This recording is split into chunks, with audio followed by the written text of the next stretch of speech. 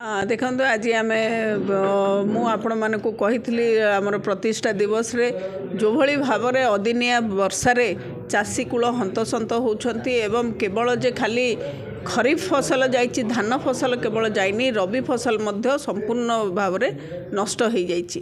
ତେଣୁ ତାକୁ तार आकलन एवं चाषी मानक को भेटिबा पाई एवं चाषी मानक सुख दुखरे सामिल होवापाई आमर दलर सभापति तथा पूर्वतन मुख्यमंत्री श्रीजुक्त नवीन पट्टनायक महोदय कविसूर्यनगर को आसंता सोमवार तथा 30 तारीख दिन आसुछंती। मोर आपण माध्यम समस्त चाषी को अनुरोध से आसी आमे गोटे कार्यक्रम करुछु नुआगाँ पेट्रोल पंप पाखापाखी 13 नंबर वार्ड देकी से रास्ता जाउची। आपण माने समस्ते सेठी को आसंतु एवं जो भली भाव रे क्षय क्षति होईची आमे एई प्लेटफॉर्म रो सरकार को अनुरोध करिबा एवं सरकार के पाखरे दाबी रखिबा जे हमरो संपूर्ण क्षय क्षति रो भरपूरण करंतु एवं आमर न्याय्य दाबी को पूरण करंतु।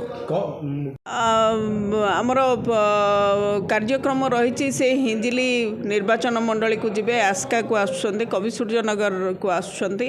तेणु अनेक कार्यक्रम रही गंजाम जिले में पूरा दिन तमाम कार्यक्रम रही से विभिन्न जगह को जीवे।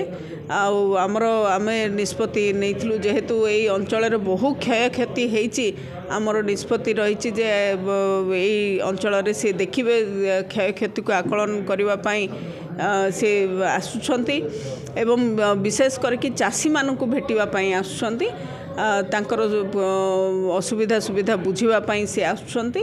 मोर समस्त चाषी भाई मानक मोर अनुरोध जे आपण माने उपस्थित रहिबे, निजर समस्या कथा निश्चित भाव में जणाइबे।